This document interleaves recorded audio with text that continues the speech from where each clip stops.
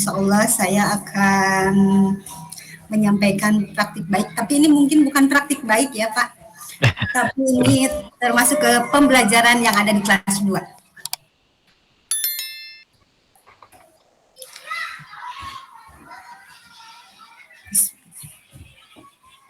Nah, untuk pembelajaran yang kelas 2, pertama saya selalu mengadakan tentang pembiasaan. Karena pembiasaan itu merupakan proses pembentukan sikap dan perilaku yang relatif menetap dan bersifat otomatis melalui proses pembelajaran yang berulang-ulang, baik dilakukan secara bersama-sama ataupun sendiri-sendiri. Adapun tujuan dari pembiasaan itu sendiri agar peserta didik terbiasa yang kemudian dapat tertanam dalam pola pikir mereka sehingga apa-apa yang telah diajarkan dapat menjadi fondasi ilmu mereka pada tahap belajar selanjutnya. Adapun contoh dari pembiasaan yang biasa dilakukan di kelas 2, berdoa sebelum melaksanakan kegiatan atau sesudah melaksanakan kegiatan, diawali dengan kita membaca doa. Terus melaksanakan kebersihan kelas, menyanyikan lagu-lagu nasional atau lagu daerah setiap awal pembelajaran atau akhir pembelajaran itu, tapi di dalam pelajaran PPKN. Membaca 10 kata di awal pembelajaran. Biasanya saya dilakukan itu di dalam pembelajaran bahasa Indonesia. Sebelum memulai pembelajaran, anak-anak disuruh membaca dengan 10 kata. Itu pembiasaan di awal pembelajaran. Pembiasaan di kelas 2.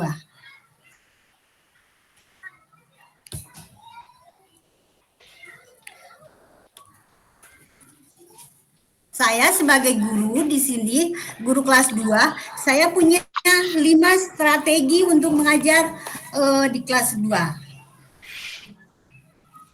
1, kita harus sebagai guru kita harus menunjukkan antusias dan semangat yang tinggi. Karena sekolah anak SD beda halnya dengan anak-anak SMP, SMA. Jadi ketika kita sebagai guru punya semangat yang tinggi, otomatis anaknya juga semangat untuk bisa belajar atau menerima pelajaran yang kita sampaikan. Strategi yang kedua, mengajak anak berkomunikasi dalam menyuarakan pendapat. Setiap kita melakukan sesuatu, anak-anak harus diajak kita berkomunikasi. Ketika mereka mau menyampaikan pendapat atau apapun itu, pokoknya ajak anak-anak berkomunikasi. Yang ketiga, memberi ice breaking kepada peserta didik. Kadang-kadang ketika di kelas, anak-anak mulai kisruh. Ketika pelajaran semakin siang, anak-anak mulai ramai. Di tengah-tengah pembelajaran, biasanya saya melakukan ice breaking. Biar anak-anak kita terfokus lagi untuk belajar. Yang keempat, membuat metode pembelajaran yang menyenangkan. Nah, di sini maksudnya saya kadang-kadang selalu menyajikan gambar ataupun video di PowerPoint, kadang bikin PowerPoint. Jadi anak tidak fokus ke papan tulis saja. Anak-anak ketika mereka guru bercerita, kita bisa menampilkan gambar contohnya. Ketika kita menjelaskan sesuatu, kita bisa menampilkan video itu. Yang kelima, mengapresiasi hasil belajar peserta didik. Sekecil apapun kemampuan siswa, saya sebagai guru kelas bawah, saya selalu mengapresiasi hasil siswa dengan kata bagus atau baik atau cakep. Itulah mungkin bisa membuat anak lebih bersemangat.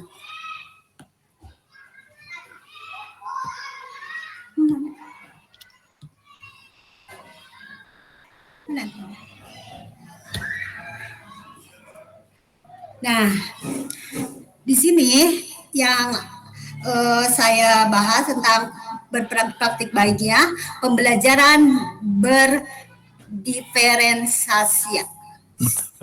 Diferensiasi. Nah, pembelajaran berdiferensiasi adalah pembelajaran yang mengkomodir kebutuhan belajar murid. Guru memfasilitasi murid sesuai dengan kebutuhannya, karena setiap murid mempunyai karakter yang berbeda-beda, sehingga tidak bisa diberi perlakuan yang sama.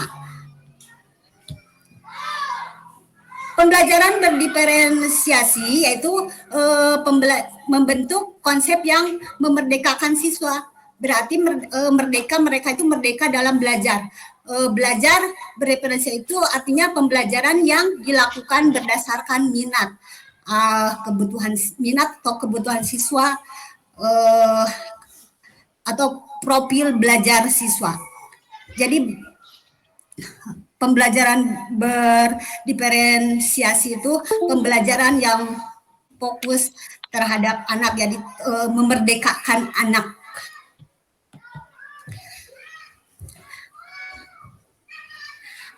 Adapun yang harus kita persiapkan dalam pembelajaran diferensiasi yaitu melakukan asesmen. Asesmen dilakukan untuk memetakan, mengelompokkan minat belajar siswa.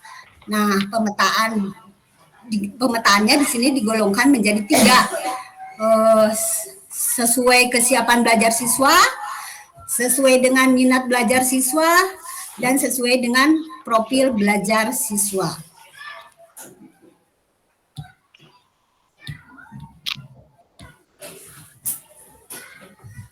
Dalam pemetaan ini, saya mengelompokkan menjadi 3 kelompok.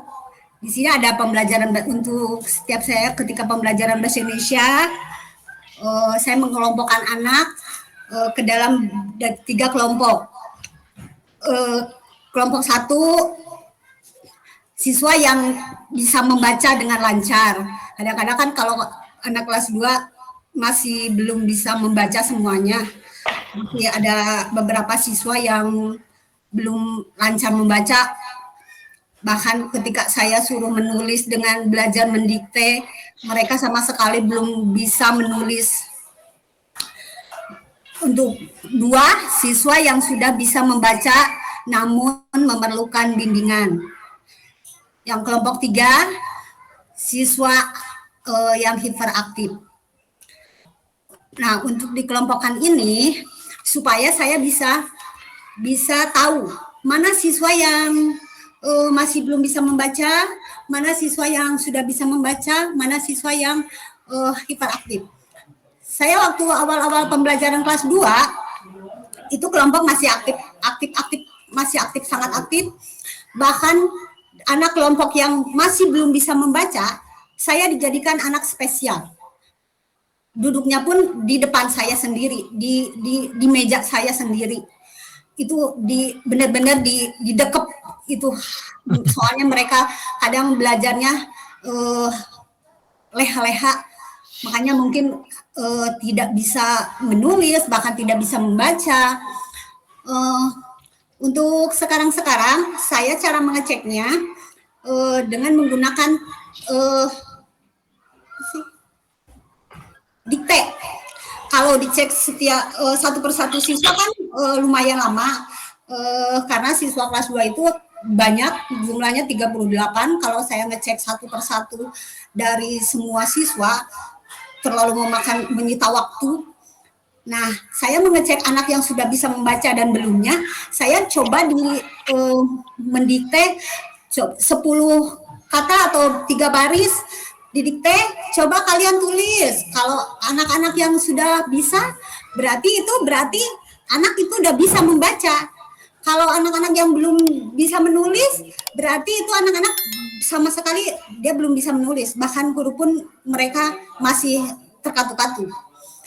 Itu ya masih selama ini masih saya trik itu masih saya gunakan untuk di pelajaran bahasa Indonesia. Nah, untuk pelajaran matematika, saya juga selalu membagi 3 kelompok. Siswa yang belum bisa menghitung, siswa yang belum bisa perkalian, dan siswa yang bisa perkalian dengan konsep penjumlahan.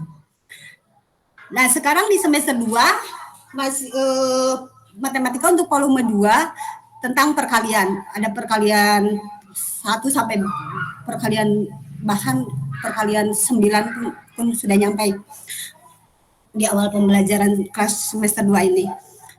Nah, saya mengelompokkan anak dengan anak yang belum bisa menghitung, anak yang sudah bisa perkalian tapi masih perkalian yang masih ditalar apal cangkeng. Nah, ada juga anak yang bisa perkalian dengan konsep penjumlahan. Karena saya menekankan ke anak untuk perkalian itu dengan konsep penjumlahan berulang. Nah, itu saya dikelompokkan dengan seperti itu.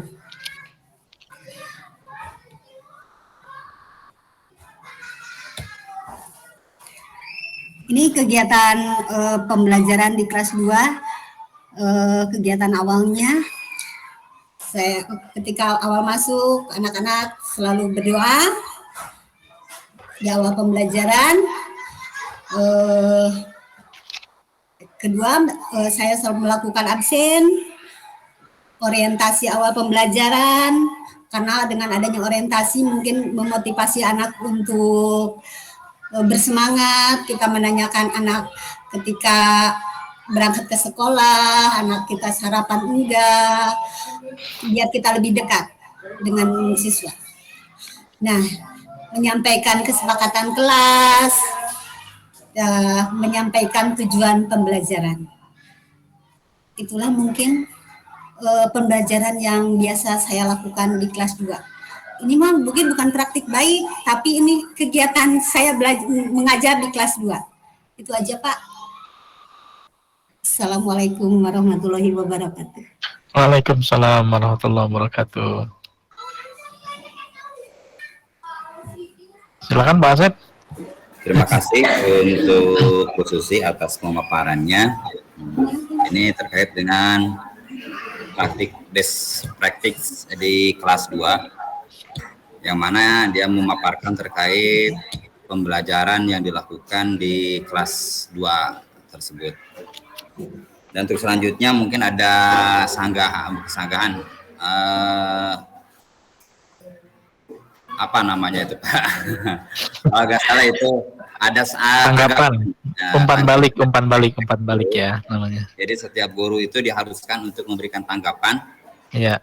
Atau umpan balik. Masukan gimana Pak? Masukan. Ya boleh. Jadi umpan balik itu bisa saran, masukan, pertanyaan, apresiasi juga ya, boleh. Ya. Jadi kepada rekan-rekan semuanya, silakan untuk memberikan tanggapannya, terus masukannya, sanggahan, sehingga nanti berujung terhadap diskusi supaya menjadi sebuah kesimpulan terkait hal baik apa yang akan kita terima saat ini dan kita bisa mempraktikkan di kelas masing-masing. Ya.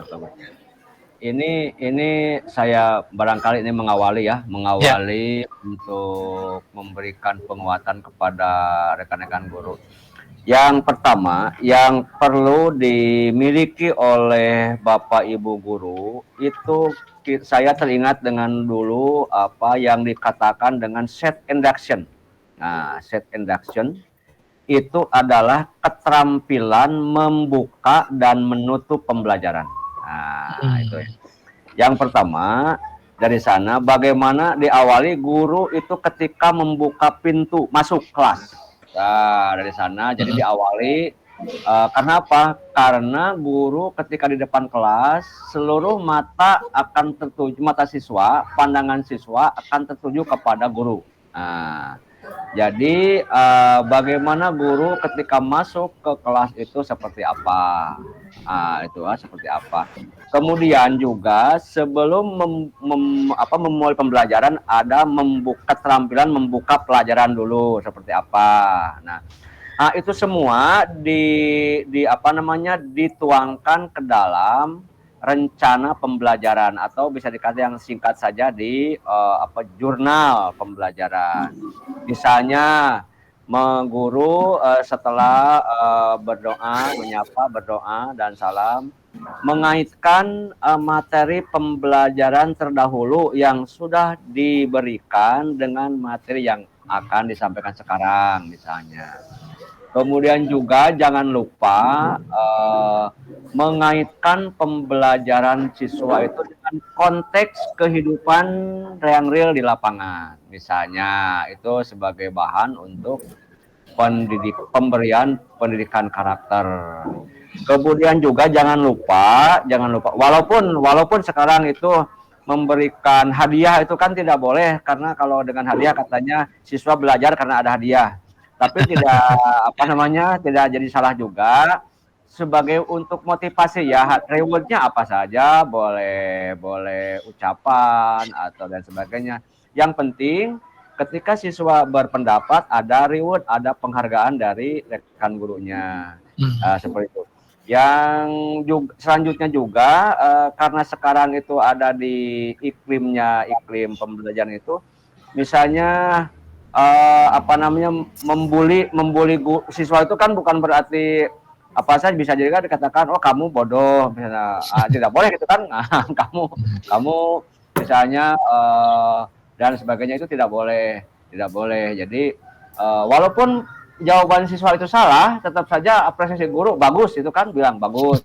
Hanya hanya itu belum sempurna. Seharusnya seperti ini, itu seperti bahasanya yang halus lah, menyanggah anak itu, yang jangan sampai menyudutkan dia anak. Jadi tetap mereka akan semangat untuk belajar. Kemudian juga di pembelajaran, pada saat pembelajaran jangan lupa pula bahwa perhatian guru itu ke seluruh peserta didik, itu kan tidak memilah-milah. Walaupun saya tahu di kelas rendah seperti apalah, saya tahu di kelas rendah ada ya mohon maaf misalnya ayah nu bau hangit dan sebagainya misalnya kan, tetap guru tetap kamu cantik, kamu bagus misalnya, tetap saja walaupun dia tidak sebagainya, tetap itu. Kemudian juga ketika keterampilan yang terakhir adalah menutup pembelajaran. Nah, bagaimana guru menyimpulkan materi pembelajaran dari awal sampai akhir. Nah, kemudian juga kaitkan dengan konteks kehidupan sehari-hari mereka di rumah misalnya. Seperti itu Pak, tambahan dari saya, barangkali rekan-rekan yang lain untuk menguatkan kembali dari praktik baik Ibu Susi. Sebab kita juga memaklumi bahwa tidak ada hal yang sempurna, semuanya itu ada proses, ada proses, dan setiap orang punya kelebihan dan kekurangan. Jadi intinya semuanya welcome terhadap perbaikan, baik terutama perbaikan dalam hal pembelajaran. Jadi kalau ada masalah dengan pembelajaran, saya harapkan semua guru bisa berkomunikasi dengan rekan-rekan. Ya. Siapa tahu teman-temannya punya praktik baik yang lain yang dianggap mampu untuk memecahkan masalah-masalah dalam pembelajaran. Jadi kita jangan terpaku kepada cukup tidak tahu, misalnya, jangan seperti itu. Kita welcome, terbuka. Nah, kalau sudah tercipta iklim seperti itu, insya Allah proses pembelajaran kemudian dan lain sebagainya akan terasa di sekolah itu akan terasa nyaman dan kebersamaannya kelihatan. Itu barangkali tambahan buat Bu Susi ya, Bu Susi, mudah-mudahan semangat Bu Susi, dan itu apalagi sekarang menghadap di menghadap penghujung tahun pembelajaran. Mudah-mudahan Itu semua bisa dijadikan bahan untuk teman-teman bagaimana kita mengelola pembelajaran dengan baik. Sebab tidak ada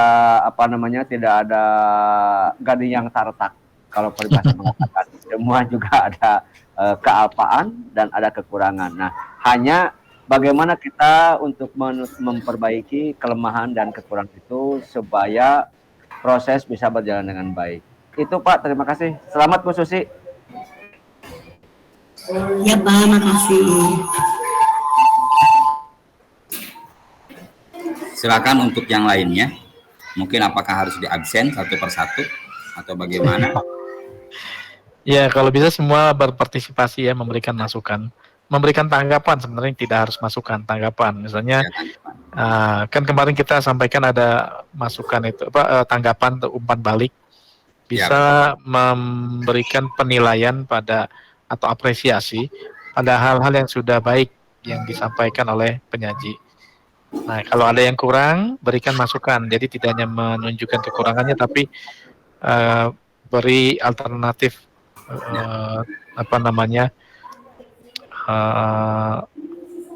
perbaikan untuk yang akan datang gitu ya. Nah, jadi sifatnya masukan-masukan. Seperti tadi Pak Kepala Sekolah memberikan masukan banyak sekali, bagus itu ya. Jadi akan memperkuat apa yang praktik baik yang sudah dilakukan oleh Bu Susi. Mangga lanjut, Pak.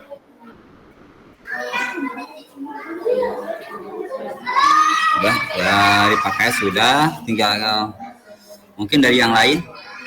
Di sini ada Pak Kahmidin, terus ada Ibu Ipa, Ibu Rini, mungkin dari tenaga pendidikan pun juga sama. Silakan kalau ada, kalau mau silakan. Tidak dibatasi lah. Ini ruang kita. Gitu.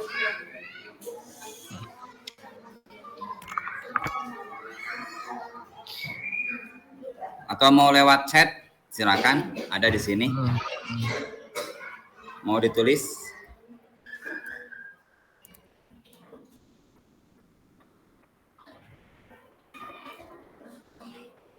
Di sini saja, gak usah lewat WA. Ya. Atau mungkin di absen. Lebih bagus Pak gimana Pak? Boleh di absen, boleh di absen. Kita urutkan saja.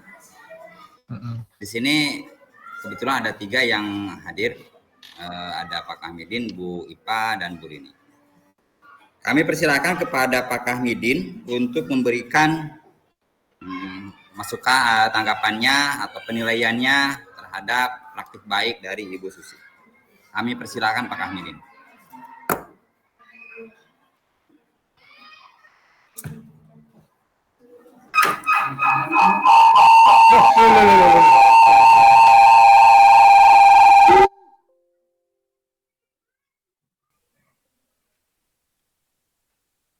Assalamualaikum warahmatullahi wabarakatuh. Waalaikumsalam warahmatullahi wabarakatuh.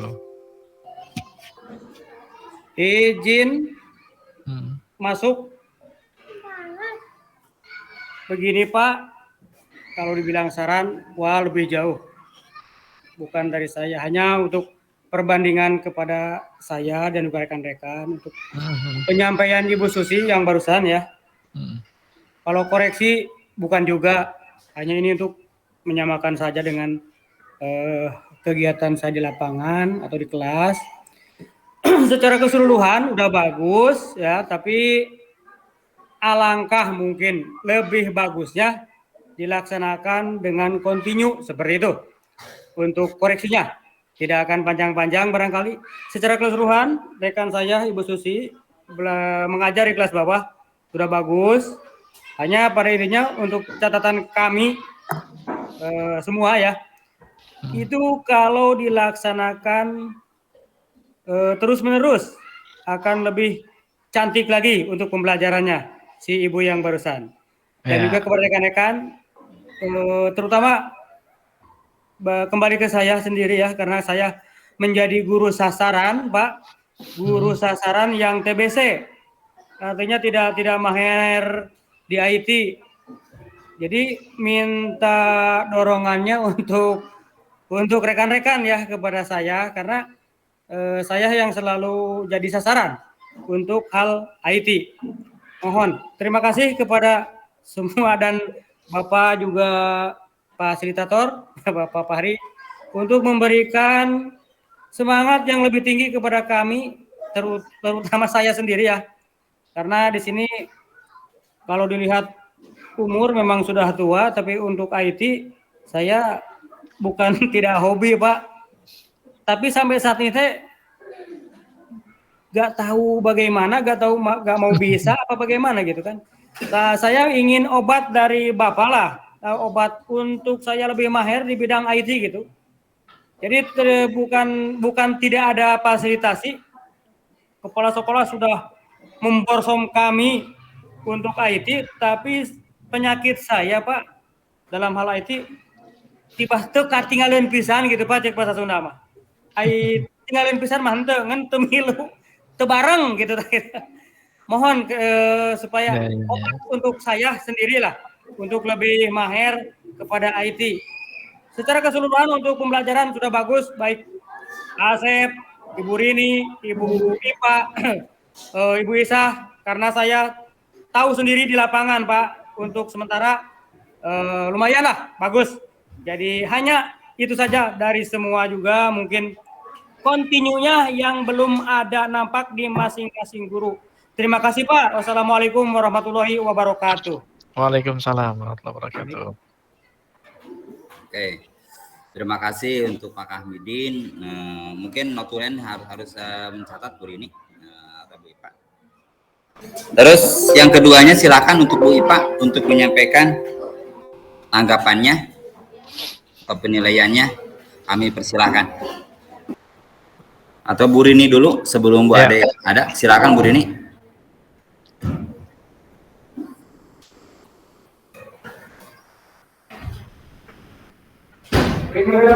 Iya.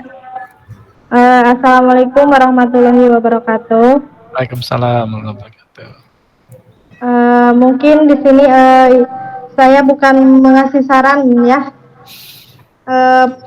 Dari praktik baik Ibu Susi sangat bagus. Kemudian untuk kegiatan pembelajarannya itu mungkin agak hampir sama ya, soalnya kan saya juga ngajar di kelas rendah, terus kegiatannya hampir sama, sangat bagus. Untuk mungkin sarannya untuk di akhir ya, sama tadi kata Pak KS, untuk di akhir kegiatan diadakan dulu kesimpulan pembelajarannya seperti apa bersama-sama dengan anak-anak. Mungkin hanya segitu dari saya. Assalamualaikum warahmatullahi wabarakatuh. Waalaikumsalam warahmatullahi wabarakatuh. Kalau saya gak usah tanggapannya mungkin lah gini. Itu alhamdulillah saya juga sangat jadi motivasi bagi saya pribadi. Itu praktik baik dari Bu Susi. Mengingat hal itu adalah sebuah metode pembelajaran atau bahan ajar yang tertera dalam pembelajaran juga. Jadi alhamdulillah saya pun juga bisa menggambarkan, oh itu sama persis lah. Soalnya itu tertuang dalam RPP. Sama. Yeah. Terus mungkin di sini ada beberapa kesimpulan, bukan masukan dari beberapa guru termasuk kepala sekolah. Yang pertama, mungkin ini bisa dibandingkan nanti dengan notulen, ya.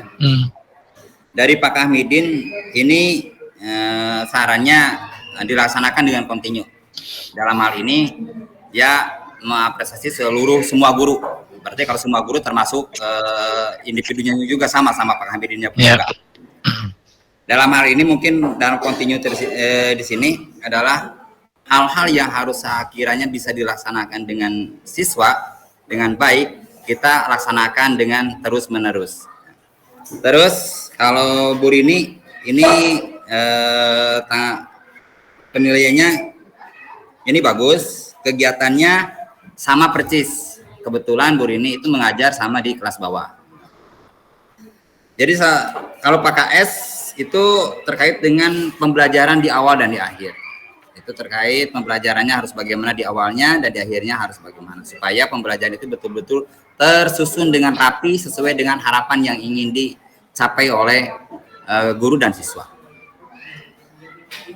Terus mungkin di sini ada sedikit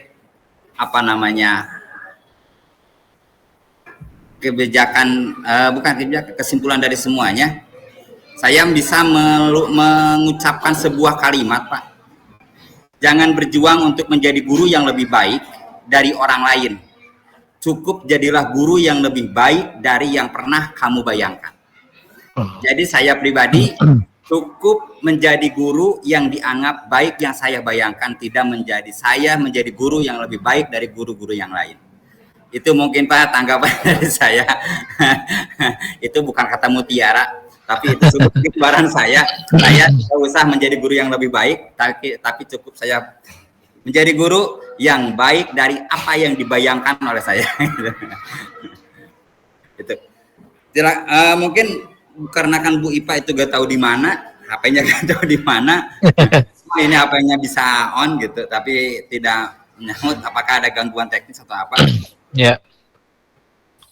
Kalau ada dari Notulen ada Bu Rini, ada catatan-catatan khusus dari pertemuan ini? Sama barusan udah sampaikan sama Bapak. Bisa wae Bu Rini. Jawaban. Bisa. Iya. Mungkin selanjutnya kami persilakan dikembalikan ke Bapak. Mohon maaf atas besar-besarnya, atas kekurangannya, dan untuk selanjutnya mohon bimbingannya supaya lebih baik ke depannya. Tadi ada sedikit nih dari Pak, lupa Pak. Ini ada saran dari Pak Hamidin, minta untuk semangatnya. Iya. Untuk beliau. Menurut saya cuma satu Pak untuk Pak Hamidin. Niat aja. Gampang, jadi niat aja. Iya. Begitu, Assalamualaikum warahmatullahi wabarakatuh. Waalaikumsalam warahmatullahi wabarakatuh. Terima kasih Pak Asep yang telah memandu sesi berbagi praktik baik, dan juga terima kasih apresiasi untuk Bu Sisi ya telah berbagi praktik baik. Mari kita kasih aplaus yang mulia buat kedua beliau nih ya, Bu Susi dan Pak Asep, dan tentunya buat kita semua yang sudah berpartisipasi ya. Ini kesempatan kedua berbagi praktik baik di internal SDN Cipara ya, yang menarik. Walaupun ada satu agenda yang belum terlaksana nih Pak Asep, di bagian akhir itu rencana tindak lanjut. Jadi nanti masing-masing guru menuliskan apa yang mau dicontoh gitu ya, atau coba dilakukan seperti apa yang sudah dilakukan oleh Bu Susi. Nah, tapi tadi dari Bu Rini, kemudian Pak Hamidin, Pak Asep juga menyampaikan sebagian besar sudah juga melakukan ya, sudah melakukan apa yang dilakukan oleh praktik yang dilakukan oleh Bu Susi. Nah, tapi sebenarnya nanti bisa kita semua menyampaikan rencana peningkatannya apa yang akan dilakukan secara berbeda. Ini kan alhamdulillah semua sudah melakukan. Kita akan coba tingkatkan praktik baik ini yang sudah dibagikan oleh narasumber tadi oleh Bu Susi, supaya jadi lebih baik lagi gitu ya. Nah, tadi ada beberapa masukan misalnya dari Pak Hamidin, istiqomah, konsisten dilakukan terus gitu ya. Dan seterusnya, itu kan usulan-usulan yang bisa kita sampaikan supaya praktik ini terus jadi lebih baik gitu ya. Nah, nanti yang bulan depan dilakukan ya, di bagian terakhirnya semua menyampaikan kira-kira apa yang bisa dilakukan secara berbeda gitu ya, supaya ini jadi lebih baik lagi gitu ya, dari dilakukan oleh semua. Dan banyak hal yang perlu dan dibicarakan bersama orang tua. Halo. Siapa? Pak Asep ya. Baik. Saya lanjut ya. Nah, saya mau memberikan tanggapan dulu, feedback dulu ya, umpan balik atas praktik baik yang dibagikan oleh Bu Susi. Ini luar biasa, bagus sekali, dan ini adalah praktik baik. Jadi ini bukannya tadi kalau kata Bu Susi bukan praktik baik, ini praktik baik gitu ya. Sesuatu yang sudah dipraktekkan dan itu sesuatu yang baik, berdampak baik ya kepada pembelajaran. Nah, kalau saya buat klasternya tuh ada 3 yang dibagikan oleh Bu Sisi ya. tentang pembiasaan, tentang strategi, ya, pembiasaan dalam kegiatan belajar mengajar, lalu tentang strategi pembelajaran dan pembelajaran berdiferensiasi tadi, ada asesmennya, ada pengelompokannya ya, ada 3. Jadi Bu Susi sudah melakukan 3 praktik yang sangat luar biasa itu ya. Sebenarnya kalau mau didalami bisa aja fokus ke satu, yang berbagi satu tentang pembiasaan gitu ya. Bagus itu ya, bisa lebih dalam. Tapi ketika Bu Susi menceritakan semuanya juga bagus gitu ya. Artinya Bu Susi sudah menerapkan beberapa pendekatan untuk menghadirkan pembelajaran yang berpusat pada siswa. Ya, ada pembiasaan, ada strategi pembelajaran, ada pembelajaran berdiferensiasi. Jadi ikhtiarnya, upayanya sudah mengarah ke sana, gitu ya. Pembiasaan, walaupun sepertinya sederhana ya, melakukan baca doa setiap hari berulang-ulang gitu ya, bersih-bersih kelas sebelum mulai pelajaran, lalu berikutnya apa nih setelah baca doa, lagu-lagu nasional tadi ya, menyanyikan lagu-lagu nasional dan menyebutkan 10 kata, membaca 10 kata. Nah, kalau kita bicara dampak atau hasil yang dia masuk ke memori jangka panjang, itu adalah sesuatu yang dilakukan berulang-ulang. Nah, kan kalau prosesnya dari pengetahuan jadi karakter itu, di tengah-tengahnya itu ada pengulangan. Kan pikiran itu akan apa yang kita pikirkan akan dilakukan, itu ya kan. Kalau kita memikirkan mau makan, kita akhirnya makan gitu ya. Apa yang kita bayangkan kemudian akan kita lakukan. Kita bayangkan susah, maka kita tidak melakukan. Kita bayangkan itu mudah, maka kita melakukan. Maka pikiran kita mempengaruhi tindakan kita. Nah, tindakan kita mempengaruhi kebiasaan kita. Ketika tindakan itu dilakukan berulang-ulang jadi pembiasaan, maka dia jadi kebiasaan kita. Nah, ini bagus itu ya ke anak-anak. Sehingga ini bisa jadi karakter. Doa, perilaku bersih-bersih, kemudian jiwa nasionalisme, membaca, literasi ya tadi 10 kata, itu akan punya dampak jangka panjang. Kalau kita lakukan terus menerus. Nah, terus menerus itu ya, maka nanti kan pembiasaan itu jadi karakter. Karena dia akan jadi sesuatu yang otomatis tanpa diperintahkan, orang udah terbiasa gitu ya. Kita yang mungkin pernah masuk di sekolah model pesantren yang setiap pagi bangun sebelum subuh, itu banyak ketika sudah sampai rumah kebawa gitu ya. Walaupun budak tidak di pesantren, dia bangunnya tetap pagi karena udah jadi kebiasaan. Nggak bisa bangun siang karena di pesantren bangunnya pagi terus. Atau kita lah ya yang biasa mungkin ibu-ibu ini beres-beres pagi-pagi masak, itu udah biasaan. Ada yang punya kebiasaan membaca. Kalau nggak membaca itu kayak ada yang hilang, ada yang kurang. Itu dampak dari pembiasaan jadi karakter. Nah, akan lebih bagus kalau ini tadi saya menambahkan dari yang disampaikan Pak Hamidin. Selain dijaga konsistensinya, dijaga juga substansinya dan spiritnya, semangatnya. Karena kalau nggak ada spiritnya, nggak ada substansinya, nanti jadi sesuatu yang pembiasaan aja, berulang-ulang tapi nggak ada isinya gitu ya. Jadi formalitas gitu ya. Formalitas kalau pagi itu doa terus beres-beres. Maka ada dua penentu sesuatu itu akan masuk ke dalam memori jangka panjang atau berdampak kepada siswa ya, 2.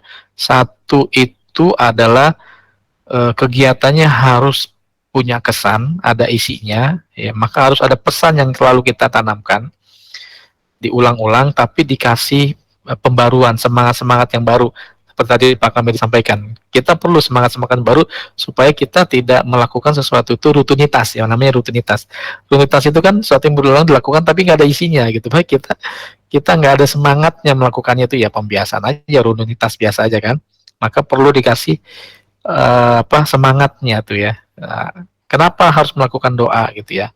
Lalu yang kedua yang menentukan itu di bagian akhir ada pemaknaan, penekanan juga dari kita sebagai guru. Kenapa perlu menyanyikan lagu nasional? Itu memang harus diulang-ulang gitu ya.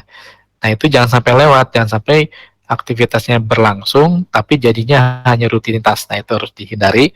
Maka kita perlu memberikan semangat, ya, suntikan-suntikan semangat supaya aktivitas berulang itu dia jadi sesuatu yang berkesan, masuk ke dalam memori jangka panjang gitu ya. Nah, itu bagus. Saya menyoroti ini karena sesuatu yang akhirnya melekat pada siswa itu bukan isi pelajaran, tapi pembiasaan untuk jangka panjang ya. Kita kalau ingat, siapa yang di sini ingat pelajaran SD? Apa sasaran pembelajarannya, tujuan pembelajaran, TP-nya. Jadi apa yang kita ajarkan dalam bentuk konten, isi, knowledge ya, pengetahuan, apa-apa yang ada di mungkin ya, di CP-TP itu, pada waktu tertentu itu akan hilang, lupa. Karena apa yang cuman masuk di kepala itu daya simpannya sebentar. Tapi kalau dia masuk ke perasaan, terus pernah dilakukan berulang-ulang itu lebih lama. Nah, lebih lama ya. Jadi maka hal kecil, pembiasaan kecil yang tadi disampaikan oleh Bu Susi, dan alhamdulillah sudah dilakukan juga oleh hampir seluruh guru, itu menurut saya sesuatu yang lebih mahal, lebih berdampak ya. Selain tadi isi pelajarannya ya, isi pelajarannya. Nah, Bu Susi memperkuat itu di bagian kedua dengan strategi-strategi pembelajaran yang dirancang untuk membuat siswa nyaman. Jadi 5 strateginya itu mengarah ke situ. Pertama, kitanya harus antusias. Ini kan mirroring ya. Kalau kita antusias, siswanya antusias. Kalau kita yang lemes, siswanya juga lemes. Kita nggak semangat, anak-anak juga lebih nggak semangat lagi. Dia menular itu. Jadi nomor 1 dari strategi nomor 1 yang disampaikan Bu Sisi itu penting banget menurut saya. Kitanya harus antusias, maka anak-anak akan lebih antusias. Nah, itu menular memang ya. Nah, kita semangat, bicaranya ada energinya. Kalau kita bicaranya nggak ada energinya, datar gitu ya, tidak ada intonasinya, ya lewat itu. Mereka kecil gitu ya, tingkat partisipasinya kecil. Lalu yang kedua, gaya komunikasinya membuat nyaman. Lalu yang kelima tadi ada apresiasi. Betul, apresiasi itu kalau tadi disampaikan oleh Bapak Pak Sekolah, tidak harus berbentuk barang. Kadang-kadang ucapan aja itu sudah sangat berarti. Gitu ya. Nah, dan ini perlu disampaikan, apapun yang dilakukan siswa benar atau salah diapresiasi, tapi bukan pembenaran ya. Misalnya ada siswa menjawab soal ya, menjawab pertanyaan, jawabannya salah, itu ya harus dikatakan salah gitu, tapi kita tidak boleh menjatuhkan semangatnya. Kita apresiasi, terima kasih sudah menjawab, terima kasih sudah ikutan menjawab, wah hebat sudah berani menjawab, itu kan apresiasi. Nah, tapi kita jangan bilang kalau jawabannya salah, bagus. Nah, itu jangan, itu kita membenarkan sesuatu yang salah. Kita bisa apresiasi, wah hebat, sudah berani jawab. Jawabannya kreatif. Jawaban kamu kreatif. Tapi kita lihat ke materi kita, ini benar apa enggak? Coba kita lihat, benar enggak? Oh, ini belum tepat, gitu ya. Jadi yang belum tepatnya itu harus tetap dikasih tahu, gitu ya. Jangan sampai nanti dia merasa apa yang dia jawab itu sudah betul, itu padahal salah misalnya ya. Jadi apresiasinya betul. Jadi kasih sehingga dia nanti jadi semakin semangat mau terus mencoba, mau terus menjawab gitu karena ada apresiasi. Termasuk ice breaking, model metode-metode pembelajaran yang menyenangkan. Ini merancang lingkungan belajar yang nyaman buat siswa. Jadi enggak datang ke sekolah, hadir ke pembelajaran tidak merasa sesuatu yang beban gitu ya, berat karena ini suasananya nyaman. Gurunya antusias, baik, ada ice breaking-nya, ada apresiasinya gitu ya, bagus. Nah itu ya, saya menyoroti di 2 itu, bagus sekali yang disampaikan oleh Bu Susi. Mudah-mudahan ini nanti perlu ditingkatkan tadi, dibuat berkesan, buat penekanan-penekanan sehingga ini dia tidak jadi rutinitas gitu ya. Itu aja dari saya. Terima kasih bagi berbagi praktik baiknya dari Ibu Susi. Nah, dengan demikian selesai ya seluruhan. Kalau semangat tadi buat Pak Hamidin ya tadi, kalau Pak Asep sudah ngasih bagus. Niat, motivasi harus terus diperbarui. Ya kalau IT itu Pak Hamidin memang dia kan kalau bicara transformasi digital itu kan pertama memang kita berpindah secara ada perpindahan dari yang tadinya menggunakan manual ke digital. Nah, tadinya mungkin kita sedikit penggunaan IT-nya, coba bertahap dikit-dikit. Jangan memang mau nggak mau harus dimulai kita bergeser, mulai menggunakan, mau mencoba. Kalau tidak pernah mencoba jadi nggak pernah berinteraksi gitu ya. Tapi kalau mencoba, oh ternyata begini caranya, oh begini, oh lama-lama oh mudah, baru coba lagi yang lain. Satu-satu. Mungkin kalau bicara ID-nya, aplikasinya apa dulu nih yang mau dicoba. Saya mau coba yang ini dulu, nggak bisa langsung semua begitu ya. Dan tahap kedua transformasinya pindahnya ke fungsinya. Jadi paham ini sebenarnya kita nggak perlu bersedih hati juga, nggak bisa IT dalam artian ini ya, perangkat ya. Karena perangkat itu juga semakin ke sana akan semakin berubah. Sekarang kita nggak bisa misalnya aplikasi apa misalnya Google Slide atau Google Classroom atau Kahoot. Kita nggak tahu, jangan-jangan 3 tahun lagi itu udah nggak dipakai. Hubungannya akan berakhir. Artinya kan kita yang penting apa? Mentalitas kita selalu siap belajar. Karena akan ada hal-hal baru lagi. Akan ada hal baru. Jadi selalu siap belajar hal-hal baru. Nah, situ ya. Jadi kalau siap hal-hal baru, apapun yang terjadi, perubahan-perubahan itu kita siap menghadapinya. Sekarang mungkin yang ngetren penggunaannya pakai Google Classroom, Kahoot, Zoom gitu misalnya ya. Google Meet. Kita nggak tahu 2-3 tahun lagi jangan-jangan udah ada yang baru lagi. Ini udah nggak dipakai. Maka kita jangan terlalu bergantung sama aplikasinya, tapi semangat belajarnya gitu ya, semangat belajar. Baru lagi ya kita pelajarin lagi gitu. Nah, pelan-pelan memang gitu ya. Baik, demikian sudah 9.32. Terima kasih sekali lagi untuk sesi hari ini. Makasih buat Bapak Kepala Sekolah Pak Didin Suharyono dan Bapak Ibu guru semua. Spesial hari ini Pak Asep memandu praktik baik dan narasumber praktik baiknya hari ini Bu Susi Suryani. Kita cukupkan. Sebelum itu ada yang mau disampaikan dulu Pak KS? Ini hanya barangkali penguatan kepada rekan-rekan guru di lapangan supaya mereka nggak lupa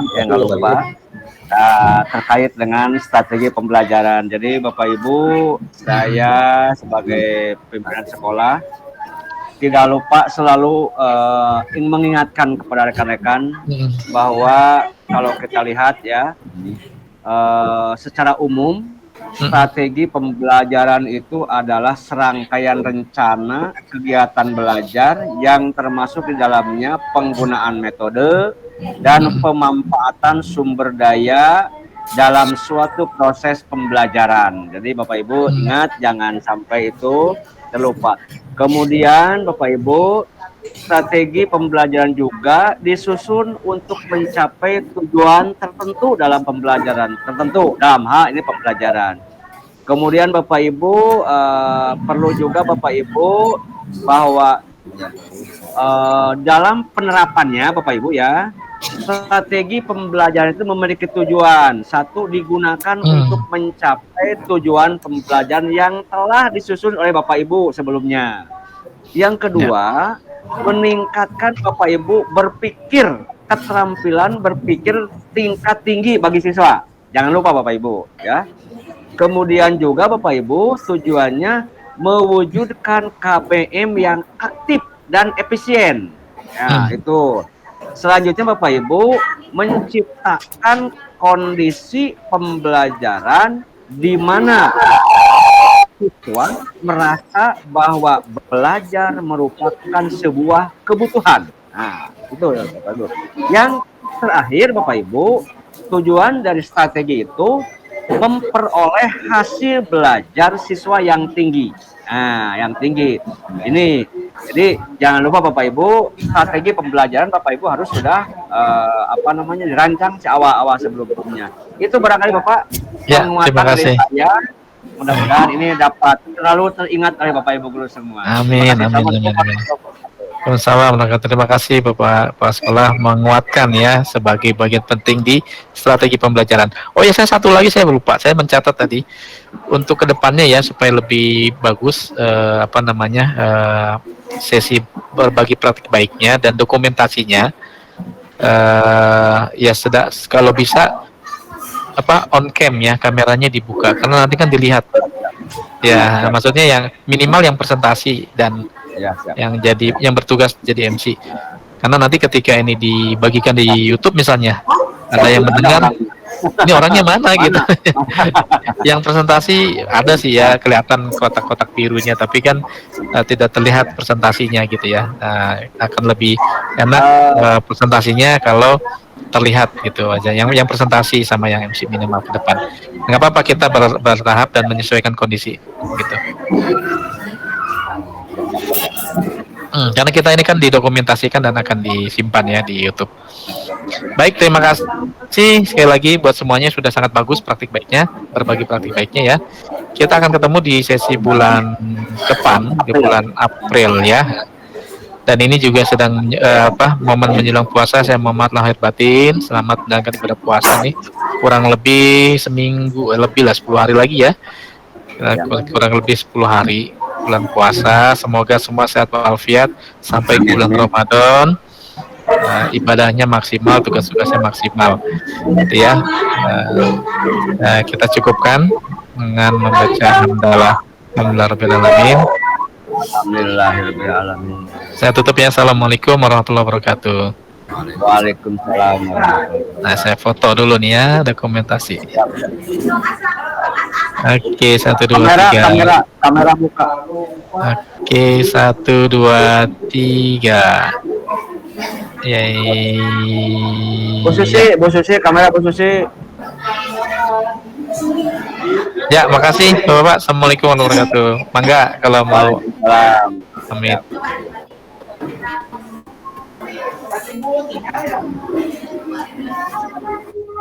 Mohon izin Pak, saya lagi Pak. Lanjut Pak, perlombaan ya. Terima kasih. Siap, terima kasih Pak.